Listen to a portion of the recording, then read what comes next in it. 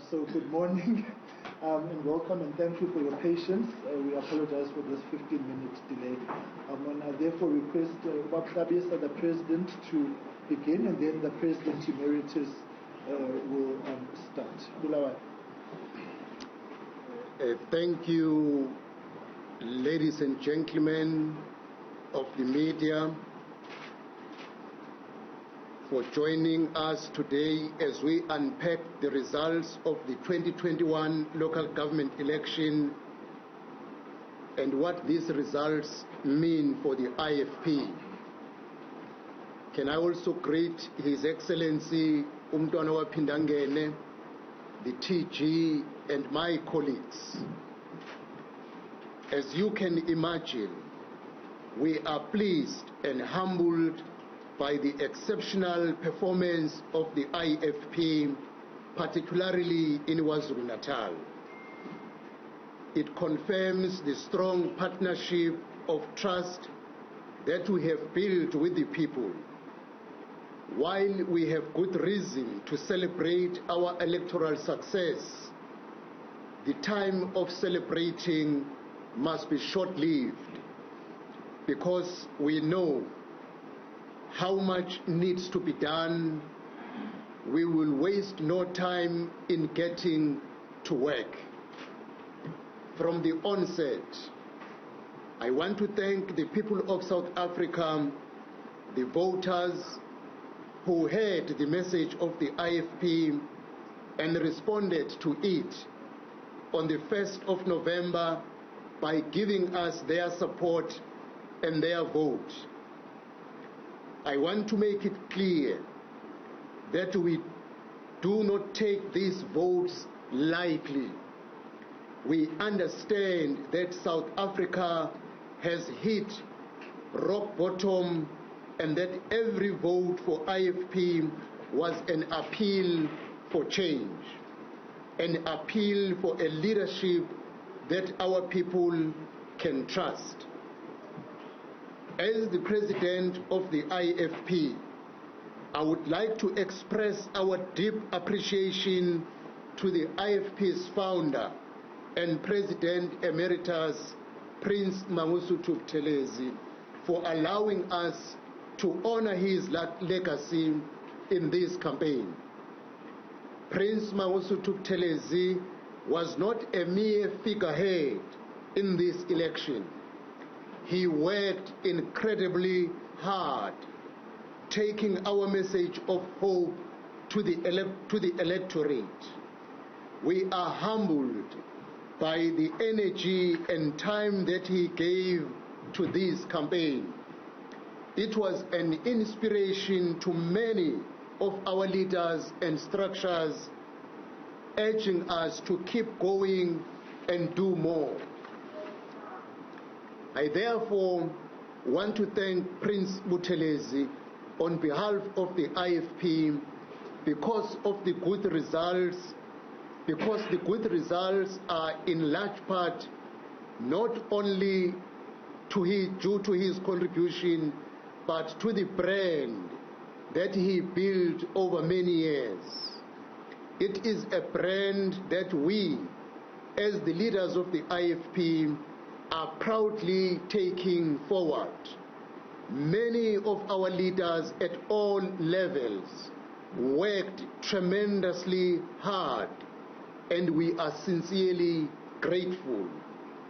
I know that many of our staff, organizers, officials, and councillor candidates saw very little of their time, of their families during the past month.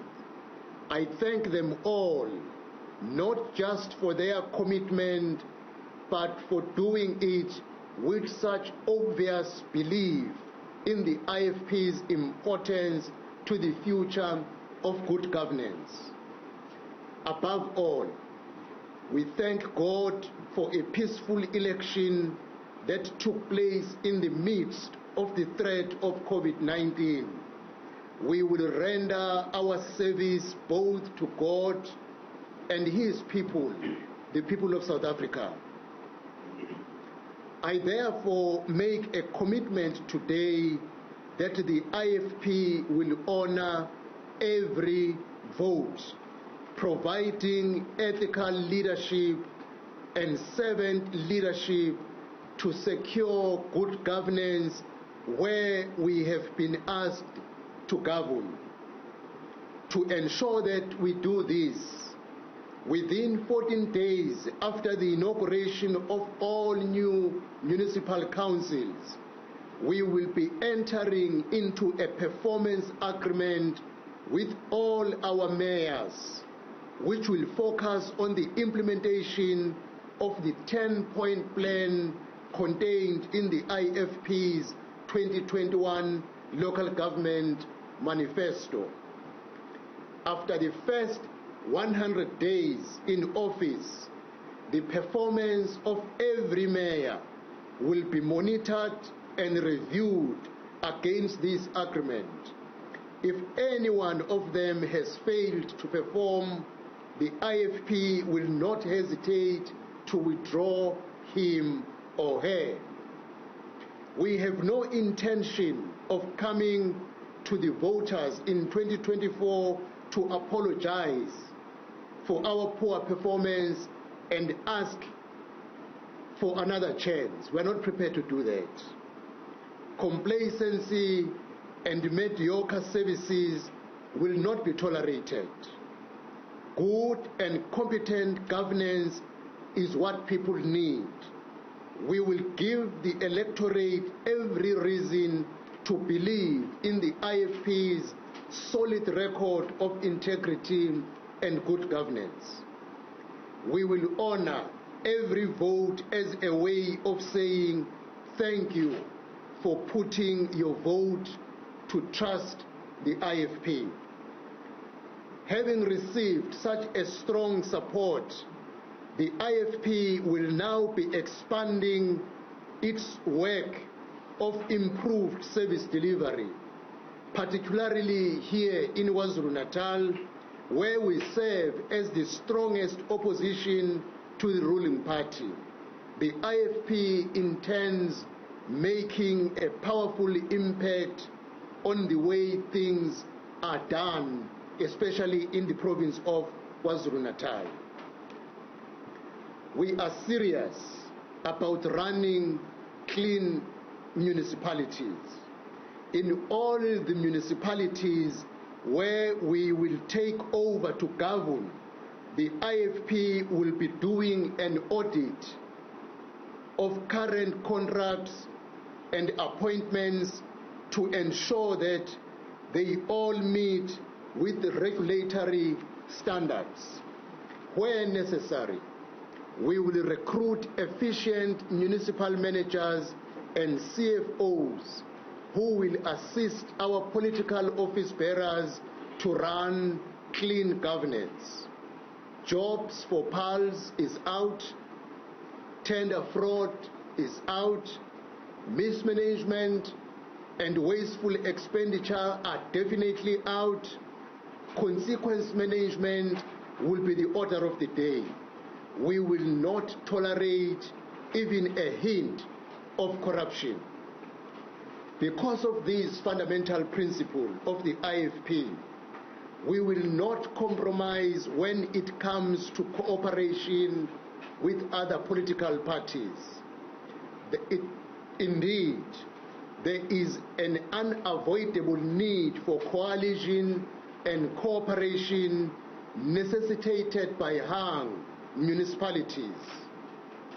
There is no way for these hung municipalities to begin working unless parties form coalition. We will not get into a coalition for the sake of a coalition. Accordingly, the IFP's National Council met yesterday and established a team to begin coalition talks. This team is led by our chairperson of the National Campaign Committee, the Honorable Mr. Naren Singh, MP, who is joined by the chairperson of the Daily Management Committee and the KZN Provincial Chairperson, Honorable Councillor Tamintuli, joined by our national spokesperson, the Honorable Mr. Mkhuleko Hlengwa, MP, and our Gauteng Provincial Chairperson, the Honorable Mr. Bonginkosi Dlamini, MPL. This team will be engaging all political parties who have reached out to us to discuss coalitions. But let me be upfront. Where we will govern as a leading party in KwaZulu-Natal, we will not enter into a coalition with the ANC. This is for simple reason. The ANC has not been honest with us in the past. They have let down the people of South Africa, and the voters clearly express themselves when it comes to the ANC. In due course, once all negotiations are complete, as many parties are approaching us, we will provide feedback so that everyone will be clear on the IFP's position. I can already tell you, however, that we have two firm non-negotiables. We will not enter into any cooperation agreement with a municipalities.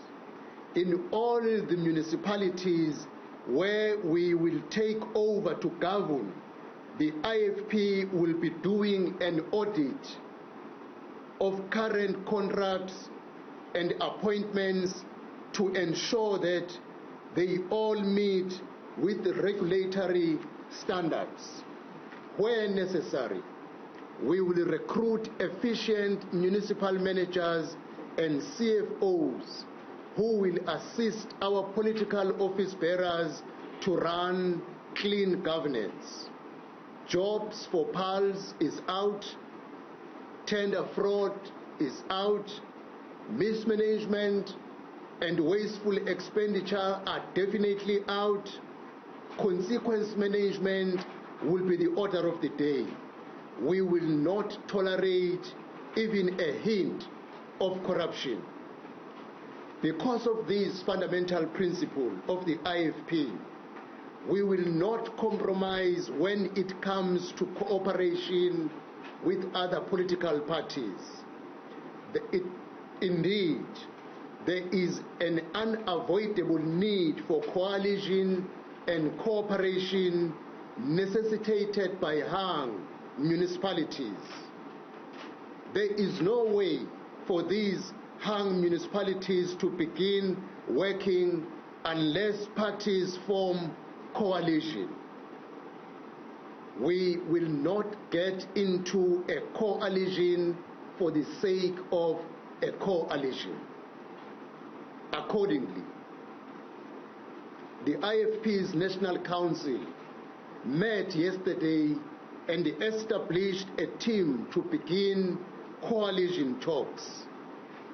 This team is led by our chairperson of the National Campaign Committee, the Honorable Mr. Naren Singh, MP, who is joined by the chairperson of the Daily Management Committee and the KZN Provincial Chairperson, Honorable Councillor Tamintuli, joined by our national spokesperson, the Honorable Mr. Mkhuleko Hlengwa, MP, and our Gauteng Provincial Chairperson, the Honorable Mr. Bonginkosi Dlamini, MPL.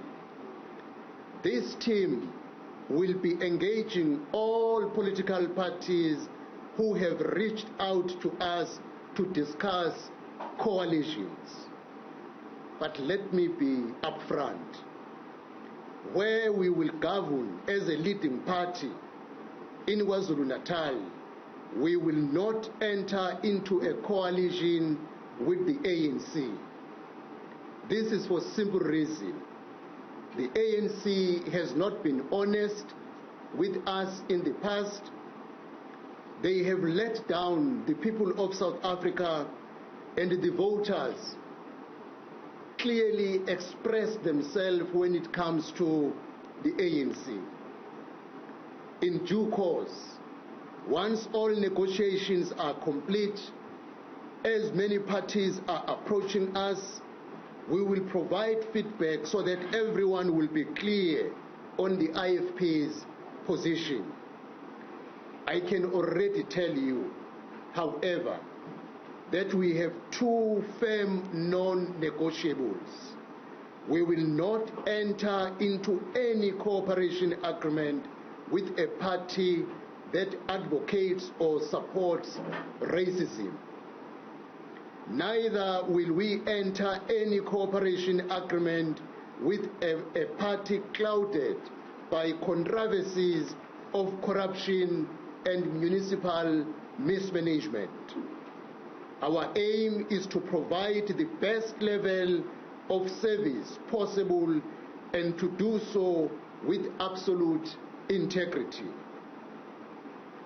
The next few years will be the building blocks on which the IFP establishes its position for 2024.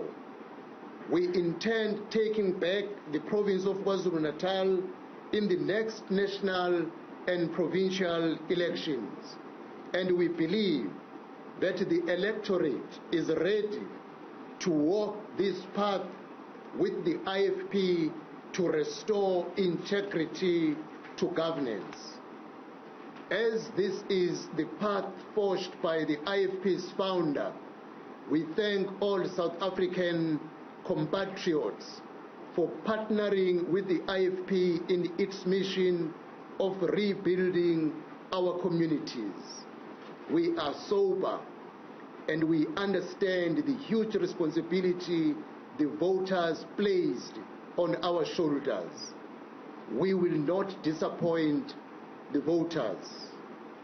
We will make sure our municipalities become centers of excellence and delivery of quality services to our people.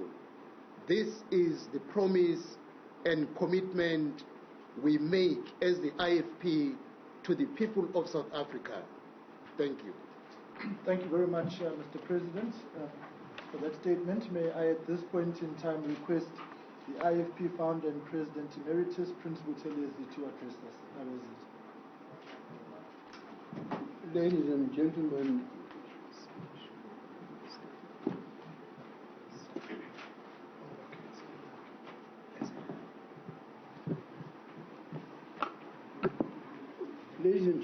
of the media, I think that our President has said everything that needs to be said.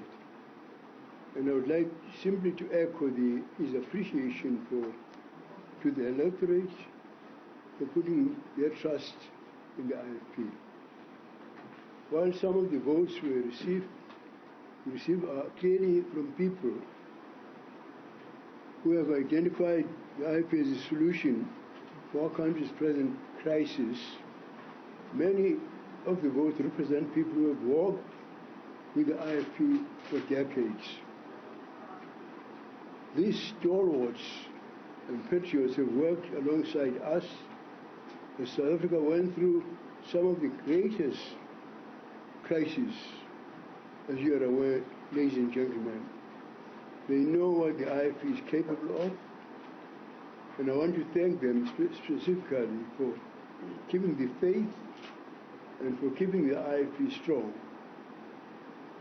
Because now, in the present crisis, the IFP can lead again. It has never been my style to boast, so I shall not regale you with statistics of the IFP successes in this election, because all of you have seen the results, and no doubt you have all carefully considered their meaning. The fact that the IFP gained 112 additional seats clearly indicates a party on an upward trajectory.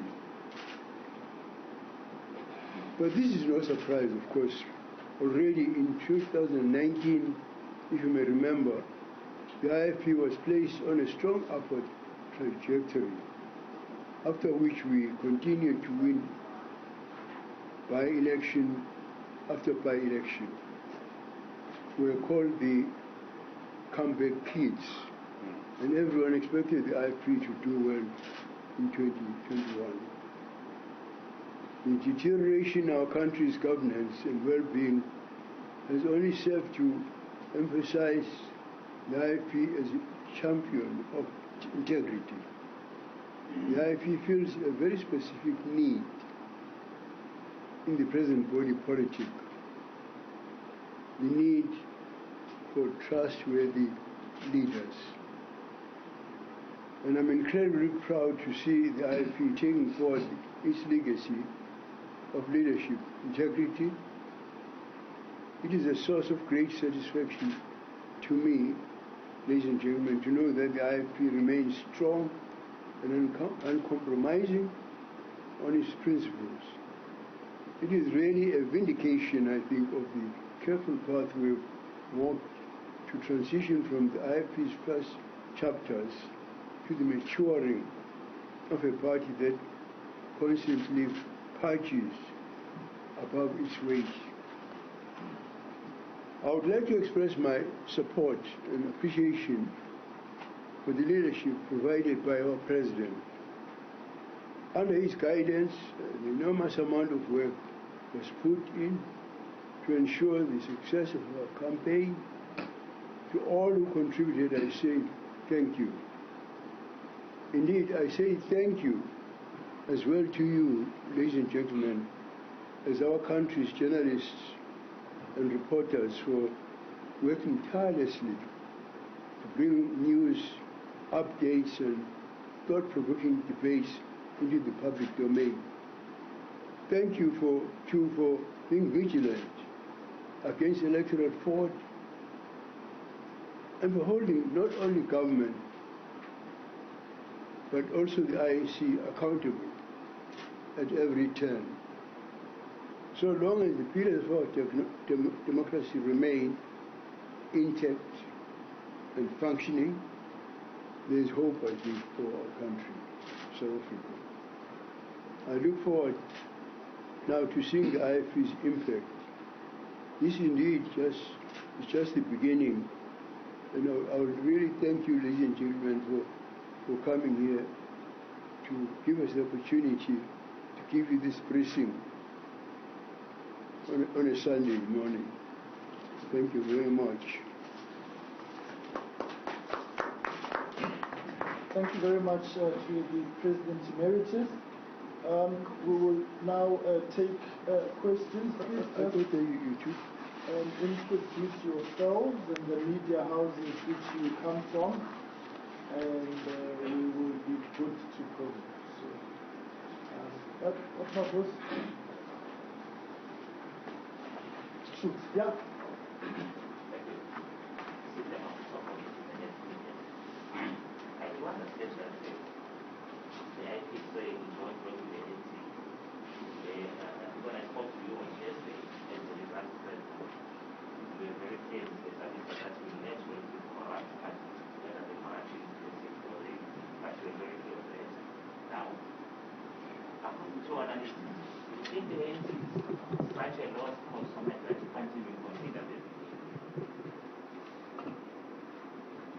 Right.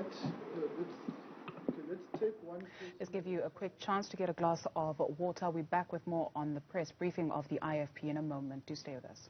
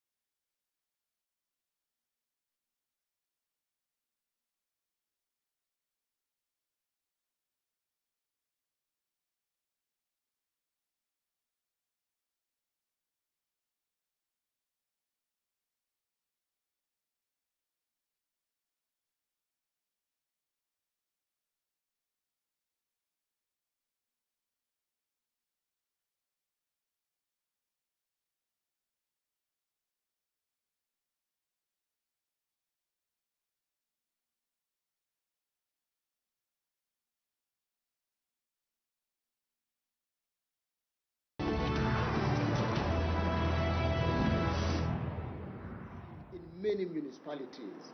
We can't bring them back to governing the municipalities where people, they have indicated that enough is enough of the ANC. Thank you very much. There's a hand at the back, and we'll come to that. Right.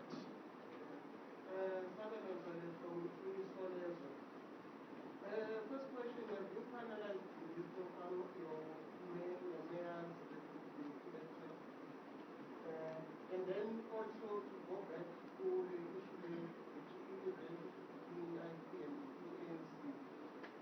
Some of these municipalities, the ANC wants to choose, and anyone should publish without looking at the ANC. Happening in certain English, which I must start with too much, and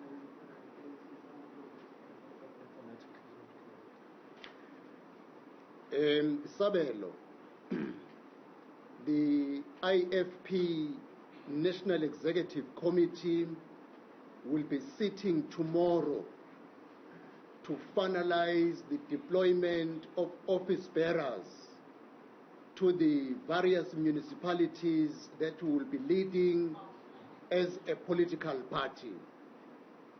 As we know, the first municipalities are sitting on Wednesday. We will be ready by Wednesday to announce who will be deployed as mayors, deputy mayors, or speakers, but we have an internal way of informing the public, but we'll finalize it tomorrow and then convey it accordingly at the appropriate time to the public. Then on the question of the hung municipalities, I think, Sabelo, you would need to revisit your mathematics. The hung municipalities where the ANC is leading, we are not prepared to get into a cooperation under the ANC. We are not as the IFP. We will remain as an opposition. But where the IFP is leading in terms of numbers, there is sufficient figures from other political parties with whom we can make a coalition and govern according to the best interest of the people of KwaZulu-Natal. Thank you. I'll take Uzimasa, she's the, and I'll come here. We've had two gents. Zimasa, shoot. So I'm going to Zimasa from Sunday Times. So the IFP has not been consistently governing a lot in local government. You've had the likes of Nkandla, the Zululand district. What I want to know is whether or not you have the institutional capacity.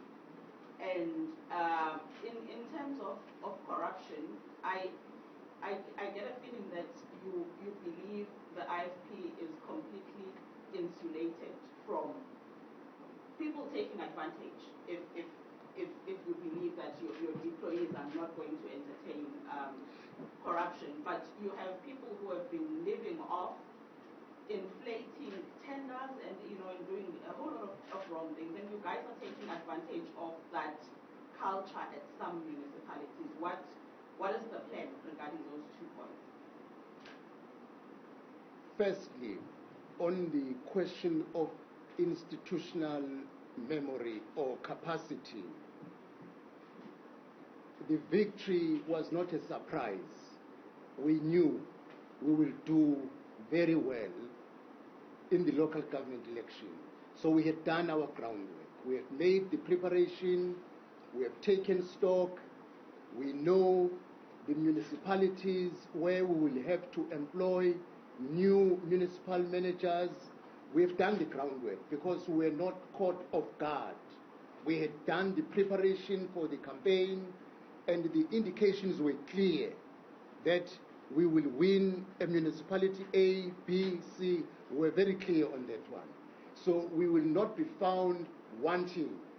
That is why, after 14 days, we will enter into a performance agreement with all our mayors. In that meeting, there will be municipal managers in that meeting, but we will not enter into a performance agreement with the municipal managers because it will be a responsibility of the mayor. But we want every municipal manager to know that we made a commitment of 10 points to the public.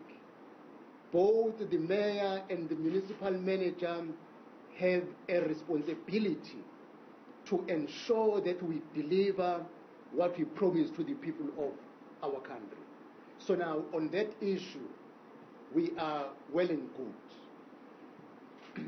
The issue of corruption, that is why all our councillors signed an agreement of clean governance. As we have indicated also in this statement, each and every mayor will be monitored and reviewed closely. Anyone, we have told our candidates that one, we are not going to apologize to the public and say we did not deliver, give us another chance. No, no, no. A councillor and a person deployed as a mayor will have to deliver. If a person is underperforming, we will not hesitate to recall a person and show the door to a person. Anyone who will get into corrupt activities, we will be very clear, because the people of South Africa have spoken clear that they are against corruption. They want services now. Any amount of corruption rob our people of true service delivery, which should be seen now. We will be very categoric in terms of our actions, and that is why we announce it early, so that no one will cry that, but you are too harsh. No, no, no. We just want to set a record that the legacy which Prince Mangosuthu Buthelezi made for our country, to lead with integrity and honesty, which is what people want in their lives, to ensure that they benefit from the resources of the country. We are not going to allow anyone to interrupt that record of integrity and come with practices of corruption. Anyone who will inflate prices, people must shout. Once we discover that indeed prices were inflated, we will definitely take an action. Thank you much, Mr. President. Tabisa. Thank you.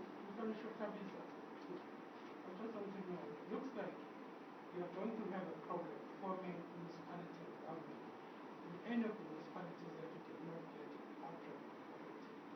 Because people like the DA, according to your statement, you know they have released statements, the racist statements. They seem to be a racist party. Here, another party, we is so keen on getting them back to Egypt, which may maybe they should be looking at the nature of having then other traditional areas or chiefs. Are you not going to have a problem forming government? Is this not going to take forever? Because it looks like you have a problem with every other party as outlined racism and the issue of that. Yeah, but my brother, you see, there is a team which I have read, which is led by our chairperson of the National Campaign Committee. He has been a leader of the negotiating team on coalition in 2016. It was very difficult. We have confidence in our team that we will be able to cross every bridge that might be a problem in getting a government that will serve our people in the municipalities where we are a leading party. I do not want to get involved on issues of land. Let us be frank. Some of the issues might be issues that are dealt at a national level. Our team will engage all political parties who have an interest of seeing the local government functioning. It is not within the competence of a local municipality, but I don't want to get into that one in details. And it is you who is saying the DA is a racist political party. We are not classifying the IFP, the DA, as a racist political party. We will be engaging the DA as a political party that has the interest of the people of South Africa to ensure that municipalities are functioning. Our team, we have been engaged with the DA in some of the municipalities in KwaZulu-Natal. All we are saying, a political party that makes it as its policy, that it believes in racism, then I don't think that is what you will find in the policy of the DA, except it is said by you. I don't want us to be misquoted on that statement. But, Tomben, and then Makosini, and then we'll come back to this side. I would like to, sorry, from Newzroom Afrika. I would like to go back to this position that I gave Mr. Thabiso so that you are not misquoted, because I believe that line was put there deliberately in the statement. You are saying you are not going to go into a coalition with a party that advocates racism. Surely then the IP must have some way of diagnosing parties that advocate for racism. Which are those political parties? Are able to give us their names exactly? My second question, if I may, Mr. Sure. I guess the most interesting thing that will come out of the IP, if indeed it delivers in this, is that audit of skills and contracts at municipal levels. Are you able to give us a timeline as to when we can expect to get that kind of audit that you are part of? I'm sure it's going to be very interesting. Let me start on the first question. There are so many political parties that contested the local government election. And even if I can ask you, Duma, how many are they, you might not be able to tell me exactly. That is why, therefore, we can only look closely at the policy of a political party that intends getting into a coalition with us. But we are clear on the question of racism, we will not be part. So now I think I've answered you on that one. On the question of the skills audit, we will take as minimum time as possible, 60 days as a minimum time, because we do not want to say something unreasonable. Doing a skills audit is not something that you can do overnight, but it will be a priority, because to ensure that we deliver, we must have the necessary skills in place. Where skills are in place, or maybe some are misplaced, you will need to begin a process of doing the proper placement of people in terms of the skills they have. Where there is clear evidence that skills are not there, begin a process of recruiting competent and qualified people to ensure that you deliver on the mandate you have as a local government. Sorry, can I just follow up, because it's not making a dialogue, yeah? Please, because if you look at the voter results, there are so many political parties that contested, but frankly, there are partnerships that will be significant out of this. Is what's the EFF saying, what's the DA saying, what the IFP saying, what the ANC is saying. You've already confirmed that you will be talking with the DA. So I guess a more direct question is, will you be talking with the EFF? Yes, we will be talking with the EFF. I think let's clarify that, if I may, Mr. President and President Emeritus, and say the coalition discussions are a mixed bag. You've got municipalities where some parties don't appear, where other parties appear. So all of them are of significance. And so that we do not leave here with the perception that these are discussions among your so-called big parties, the IFP, DA, and EFF. They are all important. I think and we have to afford them the respect that they have got a mandate as well from the electorate, and they've got a role to play. So that we have a meaningful discussion. These are local elections, and all politics is local. You've got in Newcastle there is the sugar party, right? Yeah. They've got an interest of a particular demographic. Abahlali basemkhanyakude in Umhlabeyalingana, they are a particular interest, because we have to respect the issues around locality as well. So I just wanted to say, let us not be, nobody must be seen to be pushed aside, save for the qualification that the president has made insofar as the IFP-ANC relations here in KwaZulu-Natal. I just wanted to make that clarity. Yeah, and above all, Mashasha, there are independents, quite a number of them, who make a great impact where you only need one seat. And you need to check the statements ever made by that independent in terms of the two non-negotiables we have as the IFP. Right. Sir. Yeah, I